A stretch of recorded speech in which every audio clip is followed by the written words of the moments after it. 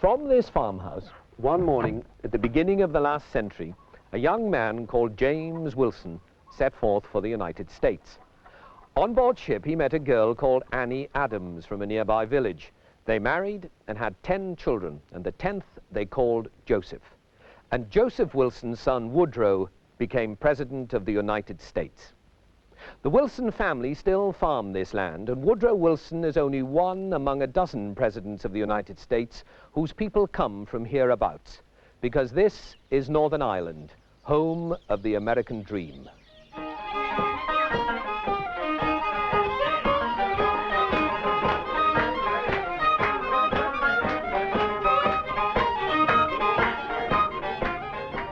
Northern Ireland is the ancestral home of the people who are sometimes known in the United States as the Scotch Irish. Now that is not an expression that is used here.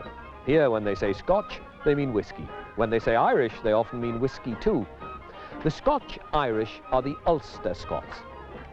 They are the descendants of the Presbyterians from Scotland who were settled here in the 17th century at the behest of King James I. This was the plantation of Ulster, and they were the planters. Just as the English settlers, also egged on by King James, were the planters in Virginia. And the Ulster Scots became Ulster men.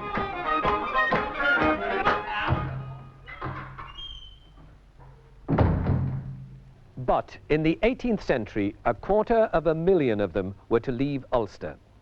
The native Irish, mostly Catholic, were to leave too, 4 million of them in the 19th century. But that's another and perhaps more familiar story. The Presbyterian Ulstermen who left a century earlier left because the English thwarted everything that they held dear: their agriculture, their industry, and their religion. They were denied markets, they were denied office, and they were denied religious equality. So they upped and they left. And they sailed across the Atlantic to America. And there these Presbyterian Ulstermen became Americans, and in the process helped to create America.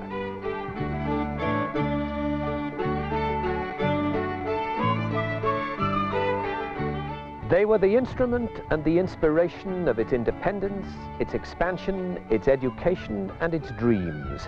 They, above all people, grasped that America was the land of opportunity, and they were prepared to work for it. They were the frontiersmen. Davy Crockett and Sam Houston were among them. And as you walk around the Ulster American Folk Park here at Camp Hill in County Tyrone, you can understand why. Theodore Roosevelt, whose mother's family, the Bullocks, came from County Antrim, had this to say of them. They were a grim, stern people, strong and simple, powerful for good and evil, relentless, revengeful, suspicious, knowing neither ruth nor pity. They were of all men, he said, the best fitted to conquer the wilderness and to hold it against all comers. The old world they left and the new world they built had much in common, because they took with them their way of life, their love of learning and of religion, and their simple chattels. The world they left is now preserved at the Ulster Folk Museum at Coltraw in County Down. Some were so poor that they had to sell themselves as indentured servants to pay their passages. Others were men of substance, able to sell up at home, buy their tickets, and set themselves up in the new world. But all were united in the belief that this new world was the future. They settled in Pennsylvania, in West Virginia, and in the Carolinas. Some went south to Georgia. Some pushed inland to Kentucky and Tennessee. By 1776, there were 123 Ulster settlements in America. They are, said Benjamin Franklin, in a fair way to taking possession of the state.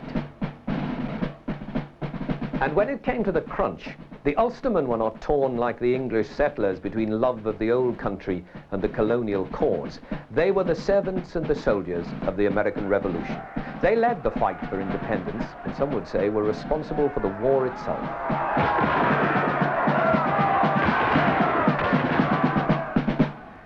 5 Ulstermen put their names to the Declaration of Independence. A 6th, Charles Thompson, was the Secretary of the Congress that adopted it, and a 7th, John Dunlap, printed it. John Dunlap learned his trade at this printing shop in the main street of Strabane. Dunlap founded the first daily newspaper in America, the Pennsylvania Packet. He was the first of many Ulster Scots newspaper men. But back to the Revolution. George Washington said that if defeated, he would make his last stand for liberty among these people. His Secretary of War, James McHenry, was from Ballymena. His best soldier, General Henry Knox, his father was from Derry. But in the Civil War, Ulstermen fought on both sides. For the North, General Ulysses S. Grant, and for the South, perhaps the South's greatest general, Stonewall Jackson, great-grandson of John Jackson, who left the shores of Lough Neagh in 1748 for the far shores of the Atlantic.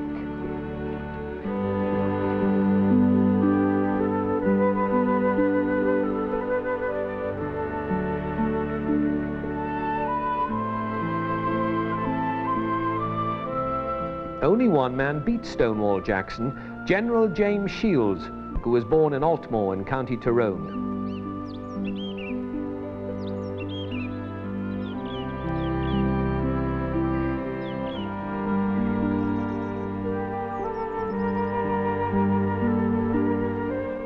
So they went, they conquered, and they prospered. Thomas Mellon, who was born in this cottage, a cottage built by his father and his brother with their own hands, left here at the age of 5 when his family emigrated to America. They settled in Turtle Creek, Pennsylvania, and young Thomas was on the way to becoming a judge, a banker, and the father of Andrew Mellon, Secretary to the United States Treasury and the richest man in America. Mellon money restored this homestead and paid for the folk park which surrounds it. And old Judge Mellon never forgot this cottage in which he was born. He came back here 64 years after he had left, and he said it was all in every particular just as he had seen it as a child and still remembered it. Although it was another Ulsterman, Major General Robert Ross of Rostrevor, who burned down the White House in 1814, the contribution of Ulstermen to American history is best displayed in the catalogue of presidents. From Andrew Jackson to the present century, presidents have claimed Ulster connections, and 14 of them almost certainly have Ulster ancestry, and 3 of them were first-generation Americans. Men of direct Ulster descent occupied the White House for 56 of the 92 years between the inauguration of Andrew Jackson and the termination of Woodrow Wilson's 8 years in office.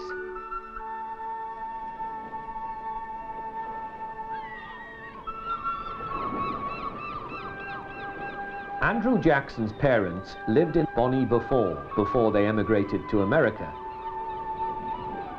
When they set sail from the little harbour under the shadow of Carrickfergus Castle, Andrew's mother must already have been pregnant, because he claimed he was born soon after the ship in which they sailed reached harbour in America. He grew up to lead the army of frontiersmen against the British in the Battle of New Orleans and earned himself the nickname Old Hickory, and then became president in 1829. The family home of James Buchanan is tucked away in the fold of the hills in Duroran in County Tyrone. Buchanan's father emigrated to Philadelphia early in the last century, probably to join Buchanan's already there. The ancestors of Ulysses S. Grant, hero of the Civil War, were born in this cottage near Auchnacloy in County Tyrone. Grant, who succeeded Johnson as president, was a great drinker. During the Civil War, somebody had complained to Lincoln that General Grant drank too much whiskey. "Find out his brand," said Lincoln, "and give it to the others." I like to think it was this one. They've been making this, it says on the bottle here, since 1608. No wonder Grant came back on a visit. William Arthur, the father of Chester Allen Arthur, was born in this fine farmhouse at Cullybackey. William set off from here for New York in 1797. Chester was born in 1830 the last first-generation American to become president.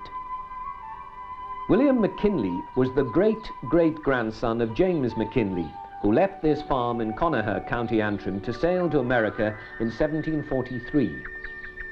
To this day, this farm, which is close to the River Bush, is known as McKinley's Farm. Which brings us back to Woodrow Wilson and to the Wilson homestead near Strabane.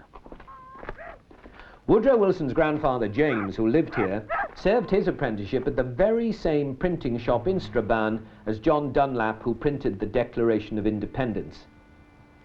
It was a letter from Dunlap which probably persuaded James Wilson to emigrate, because in it Dunlap wrote, "The young men of Ireland who wish to be free and happy should leave it and come here as quick as possible.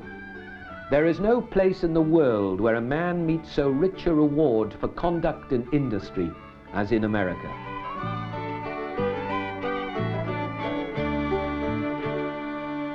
And that says it all. So, if your name is Wilson, or Jackson, or Thompson, or Simpson, or Taylor, or Logan, or Blair, and there are 20 million of you in the United States, then the chances are that your roots are here in Northern Ireland. And when I called on Kathleen Neal, who is the secretary of the Ulster Historical Foundation, I discovered that some Americans from Ulster had risen even higher than president. 3 American astronauts had their roots here in Northern Ireland. There was John Glenn, whose family came from Coleraine, Neil Armstrong from County Fermanagh, and also Jim Irwin. His family came from County Tyrone. Are you besieged with Americans who want to know if their roots are here? We have an average of 500 letters every month, and I would say that the majority of them, about 60 to 70% of those, are from America. And can you help them? We can help about 80% of the people in some way. Some are, of course, much more successful than others, depending on the information that they can provide us with to start. In the search for roots, then, is this a rich field to explore? The wealth of material available in Northern Ireland for genealogical research amazes the majority of the Americans who come here. And we find they're not only amazed at the sheer volume of material, they're also amazed at how easy it is to get to Northern Ireland. The majority of them don't realize that we're only 1 hour by shuttle from London. Have you had any exciting finds? I think the Irwin one, Jim Irwin, was the most exciting, because not only did we find his family home, we also found relatives who were still living there. And although they knew all about the astronaut and the relationship, and had indeed been following his career with great interest, he had no idea that they ever existed. So, if your roots are here, then it should be easy to discover them. What is certain is that America's roots are here. So why don't you come and see for yourself? They make it even easier for you now with a heritage trail through this lovely countryside. And you can be sure of a welcome from the Wilsons.